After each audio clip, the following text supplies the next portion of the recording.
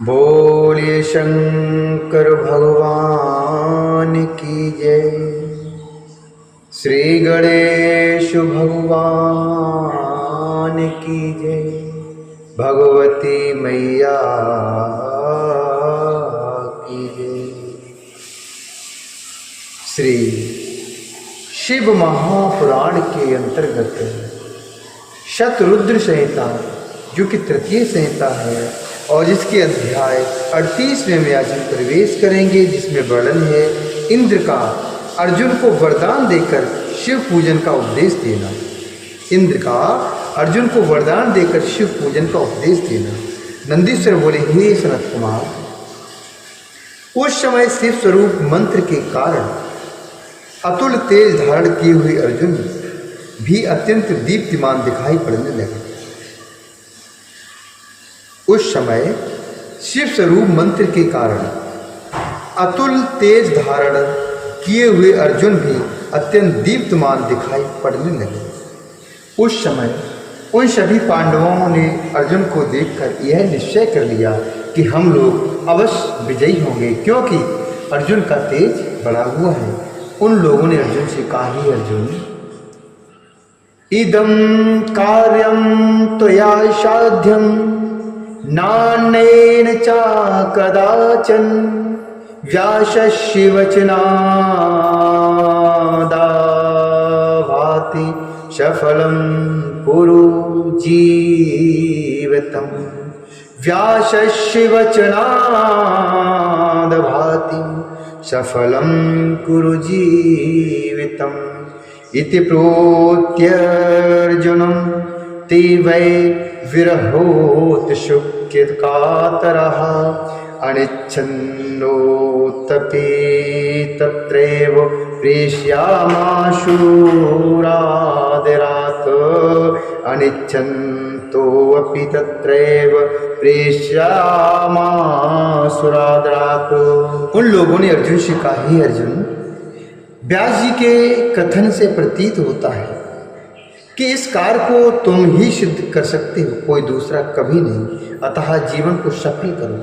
अर्जुन ने इस प्रकार कहकर उनके विरह से व्याकुल हुए समस्त पांडवों ने न चाहते हुए भी उन्हें आदरपूर्वक भेज दिया।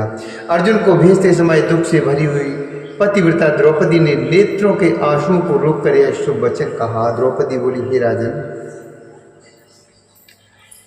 व्यासोपदिष्टं यद्राजस्तवया कार्यं प्रेतनिता शुभप्रदो अस्तु ते पन्था शंकरः शंकरोतु वै। शंकरः शंकरोतु वै। द्रौपदी बोली, हे राजन, व्यास जी ने आपको जैसा उपदेश किया वैसा आपको प्रयत्न पूर्वक कार्य करना चाहिए। आपका मार्ग मंगलप्रद हो और भगवान शंकर जी आपका कल्याण करें। उसके अनंतर पांचों द्रौपदी सहित पांडव अर्जुन को आदरपूर्वक विदा करके अत्यंत दुखी होते हुए परस्पर मिलकर वहां निवास करने लगे। हे ऋषितम सनत कुमार, सुनिए, पांडवों ने वहां रहते हुए आपस में कहा कि दुख उपस्थित होने पर भी प्रियजन का संयोग बना रहे तो दुख नहीं जान पड़ता है, अर्थात दुख मालूम नहीं पड़ता है, किंतु प्रियजन के वियोग रहने पर दुख आ पड़े तो वह निरंतर द्विगुणित होता जाता है। उस समय धैर्यवान को भी धीरज कैसे रह सकता है। नंदीश्वर बोले, हे मुनीश्वर, इस प्रकार पांडवों के दुख प्रकट करने पर करुणा सागर ऋषिवर व्यास जी वहाँ आए। तब दुख से व्याकुल हुए वे पांडव व्यास जी को नमस्कार करके आसन देकर आदर पूर्वक उनकी पूजा करके हाथ जोड़कर वचन कहने लगे। पांडव बोले, हे श्रेष्ठोत्तम, हे प्रभु, सुनिए। श्रूयतामृषभ श्रेष्ठ दुख दग्धा वयं प्रभु दर्शनं ते अदृशं प्राप्य हयानंदं प्राप्नुमो मुने। हयानंदं प्राप्नुमो मुने। पांडव बोले, हे श्रेष्ठोत्तम, हे प्रभु सुनिए, हम दुख से जल रहे थे, किंतु हे मुनि, आज आपका दर्शन प्राप्त कर हम लोग आनंदित हो रहे हैं। हे प्रभु, आप हम लोगों का दुख दूर करने के लिए कुछ काल पर्यंत यहीं निवास कीजिए, क्योंकि हे विप्र से आपके दर्शन मात्र से सारा दुख नष्ट, अर्थात सारा दुख नष्ट हो जाता है। नंदीश्वर बोले, उन लोगों के इस प्रकार कहने पर उन ऋषि वर ने उनके सुख के लिए वहाँ निवास किया और वे अनेक प्रकार की कथाओं से उस समय उनका कष्ट दूर करने लगे। हे सन्मुखे, हे सन्मुने, व्यास जी के द्वारा की जाती हुई वार्ता के समय उन्हें प्रणाम करके विनीत आत्मा धर्मराज ने उनसे पूछा, ये युधिष्ठिर बोले, हे ऋषि श्रेष्ठ, हे महाप्राज्ञ, आपके वचनों से मेरे दुख की शांति हो गई है, किंतु हे प्रभु, मैं आपसे जो पूछता हूँ उसे बताइए। क्या इस प्रकार दुख पहले और किसी को प्राप्त होगा, अथवा यह महान दुख हमें ही मिला है, अन्य किसी को नहीं? व्यास जी बोले, हे युधिष्ठिर, पूर्व समय में निषद देश के अधिपति महात्मा नल को आपसे भी अधिक दुख प्राप्त हुआ था। राजा हरिश्चंद्र को भी अत्यधिक दुख प्राप्त हुआ था, जो अनवर्चनीय और शून्य मात्र से दूसरों को भी दुखित करने वाला है। हे पांडव, वैसा ही दुख श्री रामचंद्र जी का भी जानना चाहिए, जिसे सुनकर स्त्री पुरुषों को अत्यधिक कष्ट होता है। मैं पुनः इसका वर्णन करने में असमर्थ हूँ, अतः शरीर को दुखों का समूह समझकर इस समय तुम्हें शोक का त्याग कर देना चाहिए। जिस किसी ने यह शरीर धारण किया है वह दुखों से व्याप्त हुआ है, इसमें संदेह नहीं है। सर्वप्रथम माता के गर्भ से जन्म लेना ही दुख का कारण होता है, फिर कुमार अवस्था में भी बालकों की लीला के अनुसार महान दुख होता है। इसके अनंतर मनुष्य युवावस्था में दुख रूपी कामनाओं का भोग करता है। ये दुष्टर अनेक प्रकार के कार्यभारों से तथा दिनों के गमन से पुरुष की सारी आयु इसी प्रकार नष्ट हो जाती है और मनुष्य को उसका ज्ञान नहीं रहता।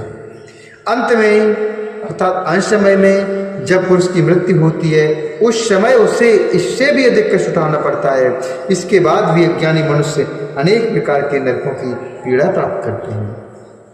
इसलिए यह सब असत्य है। आप सत्य का आचरण कीजिए। जिस प्रकार भी शिवजी संतुष्ट हों उसी प्रकार कार्य मनुष्य को करना चाहिए। नंदीश्वर बोले, इस प्रकार उन सभी भाइयों ने अनेक प्रकार की वार्ताओं तथा मनोरथों से समय बिताना प्रारंभ किया। कठिन पहाड़ी मार्गों से जाते हुए दृढ़ व्रत वाले अर्जुन भी एक यक्ष को प्राप्त कर उसी के साथ अनेक डाकुओं का संहार करते हुए मन में हर्षित होकर उत्तम इंद्र कील पर्वत पर चले गए। वहां जाकर उन्होंने गंगा के समीप एक सुंदर स्थान को प्राप्त किया, जो स्वर्ग से भी उत्तम तथा अशोक वंश से भी युक्त था। वहीं पर वे बैठ गए। इसके बाद स्वयं स्नान करके श्रेष्ठ गुरु को नमस्कार करके उन्होंने यथोपदिष्ट वेश धारण किया और इंद्रियों को वश में करके एकाग्रचित होकर तपस्या के लिए स्थित हो गए। उस समय वे अति सुंदर शम सूत्र युक्त पार्थिव शिवलिंग का निर्माण करके उसके आगे आसन अस्त होकर उत्तम तेजो राशि शिव जी का ध्यान करने लगे। इस प्रकार अर्जुन तीनों समय स्नान करके बारंबार अनेक प्रकार से शिव की पूजा करते हुए उपासना में तत्पर हो गए। इसके बाद उस समय उनके शिरोभाग से निकले हुए तेज को देखकर इंद्र के अनुसार भयभीत हो गए और सोचने लगे, यह इस स्थान पर कब आ गया है। उन्होंने पुनः अपने मन में विचार किया कि यह समाचार इंद्र से निवेदन करना चाहिए। परस्पर ऐसा कहकर वे शीघ्र ही इंद्र के समीप गए। चर बोले, हे देवेश, कोई देवता, ऋषि, सूर्य अथवा अग्निदेव इस वन में घोर तप कर रहे हैं। हम लोग उन्हें नहीं जानते। उनके तेज से संतप्त होकर हम लोग आपके पास आए हैं। हमने उस चरित्र को आपसे कह दिया। अब जैसा उचित हो आप वैसा ही कीजिए। नंदीश्वर बोले, दूतों के ऐसा कहने पर इंद्र ने अपने पुत्र अर्जुन का अभिप्राय जानकर पर्वत रक्षकों को विदा कर स्वयं वहां जाने का विचार किया। हे विप्रेंद्र, वे सचिपति इंद्र ब्रह्मचारी वृद्ध ब्राह्मण का रूप धारण करके उनकी परीक्षा के लिए वहां पहुंचे। तब उन्हें आया हुआ देखकर अर्जुन ने उनकी पूजा की और आगे खड़े होकर स्तुति करके उनसे पूछा कि इस समय आप कहाँ से आई हैं, कृपया यह बताइए।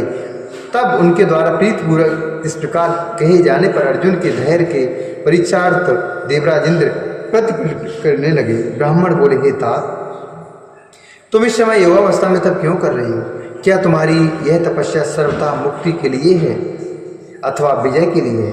नंदीश्वर बोले, इस प्रकार पूछे जाने पर अर्जुन ने अपना सारा समाचार कह सुनाया। तब उन ब्राह्मण ने पुनः यह वचन कहा। ब्राह्मण बोले, हे वीर, तुम छात्र धर्म में स्थित होकर सुख पाने की इच्छा से जो तप कर रहे हो वह उचित नहीं है। हे कुरुश्रेष्ठ, हे कुरुश्रेष्ठ, क्षत्रिय तो आप हे कुरुश्रेष्ठ, क्षत्रिय तो मुक्ति हेतु तप करता है। हे श्रेष्ठ, इंद्र सुख देने वाले देवता हैं, वे मुक्ति नहीं दे सकते, इसलिए तुम्हें इस सकाम तप को छोड़कर सर्वथा श्रेष्ठ तप करना चाहिए। नंदीश्वर बोले, उनके इस वचन को सुनकर दृढ़व्रति एवं विनय अर्जुन ने क्रोध किया और उनका निरादर करते हुए कहा। अर्जुन बोले, मैंने तो राज के लिए और ना तो मुक्ति के लिए तप कर रहा हूँ, तुम ऐसा क्यों बोल रहे हो? मैं व्यास जी की आज्ञा से इस प्रकार का तप कर रहा हूँ। हे ब्रह्मचारिण, अब यहाँ से शीघ्र चले जाओ, मुझे अपने संकल्प से मत गिराओ। तुझ ब्रह्मचारी का यहाँ क्या प्रयोजन है? नंदीश्वर बोले, ऐसा कहे जाने पर भी इंद्रदेव प्रसन्न उठे और वज्रादि अपने उपस्करणों से युक्त अद्भुत तथा मनोहर अपना रूप उन्हें दिखाया। उपस्करणों से युक्त अद्भुत तथा मनोहर रूप उन्हें दिखाया। तब इंद्र के रूप को देखकर अर्जुन लज्जित हो उठे। इसके बाद उन्हें आश्वस्त करके इंद्र ने पुनः यह वचन कहा। इंद्र बोले, हे तात, हे धनंजय, हे महामते, तुम्हारा जो भी अभिलषित हो वह वर मुझसे मांग लो, तुम्हारे लिए कुछ भी अति नहीं है। तब इंद्र के उस वचन को सुनकर अर्जुन बोले, हे तात, हर प्रकार से शत्रुओं से पीड़ित मुझे विजय प्रदान करें, हर प्रकार से शत्रुओं से पीड़ित मुझे विजय प्रदान करें। शक्र बोले, हे तात, दुर्योधन आदि तुम्हारे शत्रु बड़े बलवान हैं और द्रोण, भीष्म एवं कर्ण ये सब निश्चय ही युद्ध में दुर्जय हैं। साक्षात रुद्र का अंश द्रोण पुत्र अश्वत्थामा तो अत्यंत दुर्जय है। वे सभी भीष्म द्रोणादि मुझसे भी असाध्य हैं, तो भी अपने हित की बात सुनो। हे वीर, इस अश्वत्थामा पर विजय प्राप्त करने में कोई समर्थ नहीं है, केवल शिव ही समर्थ है। इसलिए अब तुम शिव मंत्र का जप करो। सभी लोगों के स्वामी, चराचरपति, स्वराग और भोग तथा मोक्ष प्रदान करने वाले शंकर सब कुछ करने में समर्थ यदि ब्रह्मा आदि देव श्रेष्ठ सबको वर देने वाले विष्णु, मैं अर्थात स्वयं इंद्र, अन्य देवगण तथा विजय की अभिलाषा वाले दूसरे लोग ये सभी भगवान शिव की उपासना करते हैं। हे भारत, आज से इस मंत्र का जप छोड़कर पार्थिव विधान से नाना विधि उपचारों के द्वारा तन्मय होकर भक्ति भाव से शिव जी की आराधना करो। इस प्रकार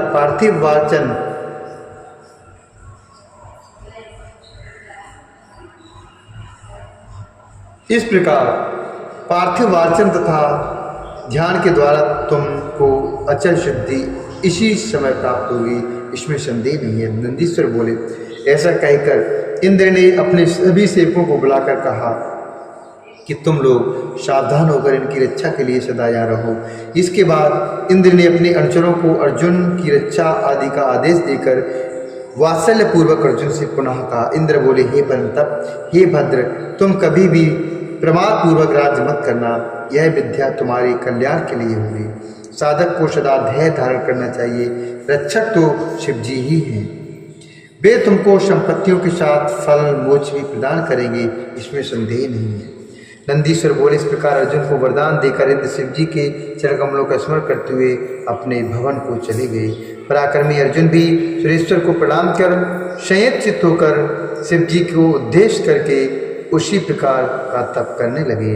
इस श्री श्री महापुराणे तृतीयाम चतुर्दशायां किरातावतार वर्णनम प्रसंगे अर्जुन तपोवर्णनम नामाष्टत्रिंशोऽध्याय।